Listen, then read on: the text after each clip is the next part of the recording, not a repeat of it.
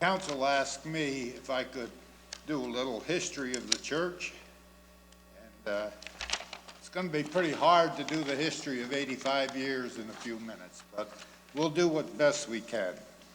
So, back in 1934, a committee from the original 13 families met in the house of Henry Baker to organize the church. Church services first were held down in the Oddfellows Hall in Goshen, in the village of Goshen, and Reverend Bob Bile led those services for 4 years. The first pastor was called Reverend Oliver Breen. He came to Goshen CRC in 1938. Now it was 13 families, and now it's 21 families. Land was purchased. I don't have any details on how much property they bought, but I think they bought quite a bit. And they hired a man by the name of Alex Smith, a contractor from Edenville, New York, to build the church and the parsonage for an unbelievable cost of $11,000. That would be a little higher today. So, a couple of months ago, I found out Frank Rorta had a movie camera, and in the 1940s, he was taking pictures. And I found out a couple of months ago that Frank Vanderhyde, living in Michigan, had those films. So I thank Marty Vanderhyde, Elder Marty, talked to him and Bowie Leinster made work of getting a video of those pictures, which we'll be seeing now. So thank you, Marty, for your work in that also. So we'll go ahead with the video at this time, okay? This is a church picnic that was taken once a year. We had a picnic in a grove on my Uncle Jim's farm, and you'll see some of the pictures there. And some of these were edited out, and it was hard for me to pick out names, but there's some of the names that I knew and saw. You'll see a couple coming up here now. Uncle Harry Cridoff, my uncle, and pretty soon you're going to see a picture of his mother, who was a midwife, and I'm told that she delivered all 10 of us kids in our home down in Midland Park, New Jersey. Now this picture here, I thought that one there waving the handkerchief or whatever was my brother Neil, but Neil was too young for that, so I'm pretty sure that was my father that was waving that handkerchief. Here is that, right there is Uncle Harry's mother, and she was the one, midwife, that delivered us all in Midland Park. Okay, we can go on. Okay, this is Goshen Christian School just starting. They met in the sanctuary, and they're going downstairs, and they had one big room down there, and you can see the children here. One teacher, Hilda Alkema, was the teacher at that time, and of course many of these kids at that time were my age, and it was pretty interesting to see this. Now I want to pause for a minute. This is the first graduating class, and that's my wife's sister, Tressa DeVries, on the right side, or left side, I guess, as you're looking at it, and Tilly Hutt. They were the first two that graduated. And you can see that's the pulpit area of the inside of the church. Okay, we can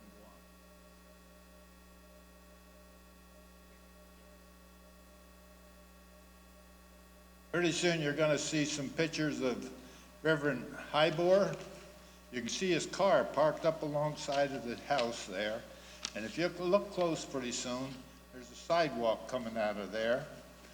He's going to get out and go into his car on the passenger side of that car. And I couldn't figure that out until I seen the sidewalk. I know the terrain, and I think it was muddy, and he didn't want to get his new car dirty. Right here. See the sidewalk there? And he gets in there and slides over. He's on his way. Okay, now he's getting in the driver's side. Check this out.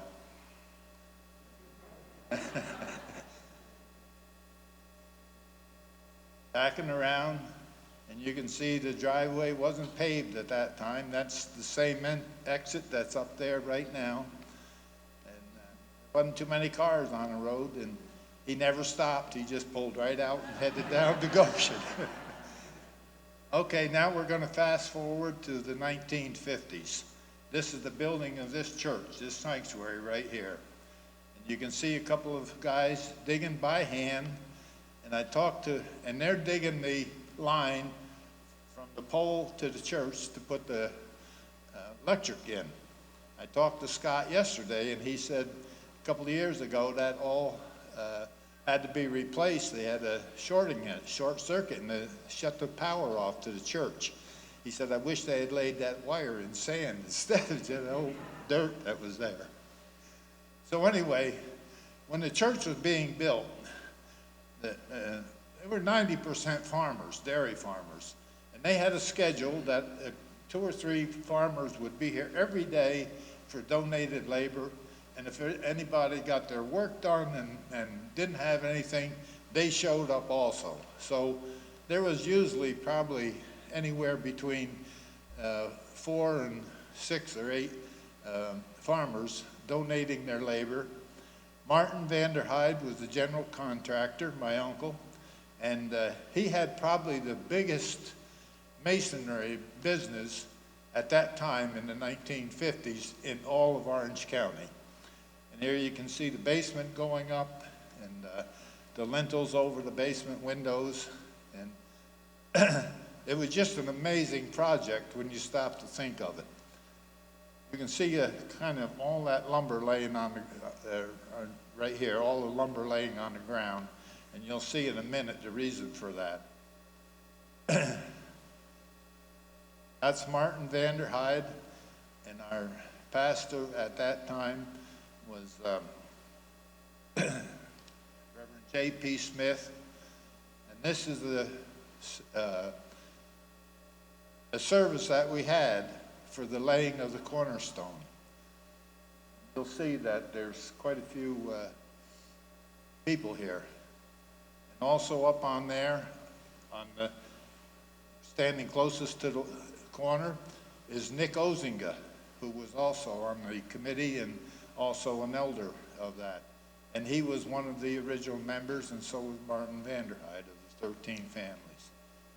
I don't know who the song leader is here. They're going to sing, but I'm sure if you look at their mouths, they're singing, "To God be the glory." There's all the people that attended the laying of the cornerstone.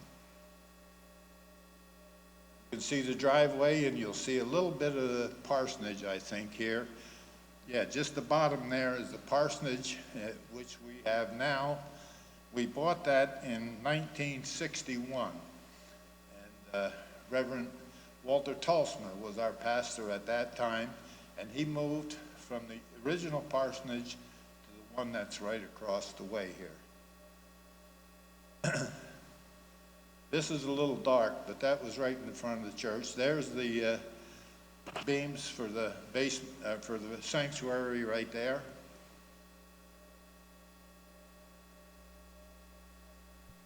You can see there wasn't too many cars on the highway in those days. 1951. I like that picture. I remember a lot of those cars. Okay, now you can see some of the scaffolding that they had to build. This was, guys, was before the time of pipe scaffold. It was all made out of wood, probably 4x4s sticking up. That's the very front of the church. They had to go about 60 feet in the air to put that up to the steeple. That goes up another, 30 or 40 feet? Probably 100 feet to the top of the steeple. But you can see the cross braces that they had to put in. And they had to do the same thing inside the sanctuary. You look around, all these walls are put up with plaster and the ceiling, so they had to build that same kind of scaffold in order to do that. So imagine, look at this picture. Can you imagine the truckloads of wood they had to bring in here just to build that scaffolding? And what a lot of work was done. There was no machinery at that time. The blocks were all probably pulled up by hand. The mortar for the blocks and the brick was all, in a mixer, mixed and probably put in pails and pulled up by hand. And stop to think of it, we say to God be the glory, but he's been faithful over these almost 85 years.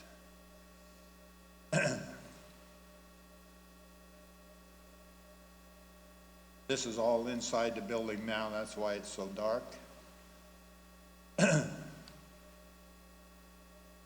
Right behind that is where our new addition is.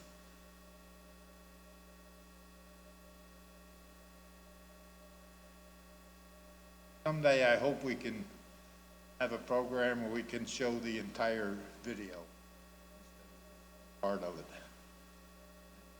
There's the new addition on the front of the building. I'd just like to take a couple of minutes we have 3 charter members that are still living, that were here when the initial church was built. And one was Flora Baker Vriesema, married Peter Vriesema. She's in a nursing care facility up near Cooperstown. And another one is Marilyn Ozinga Vanderwerf. She married my brother Herm. I talked with her this week, and she really wanted to come down, but she's having trouble with her legs, so she lives up near Nineveh. And the third one is Claire Vanderzee, married Bill Stapp. And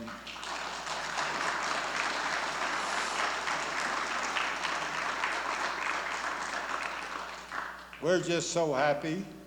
Claire can still worship with us today, and we're happy that she's here today, and also happy that her husband Bill is here today. God bless you. Thank you.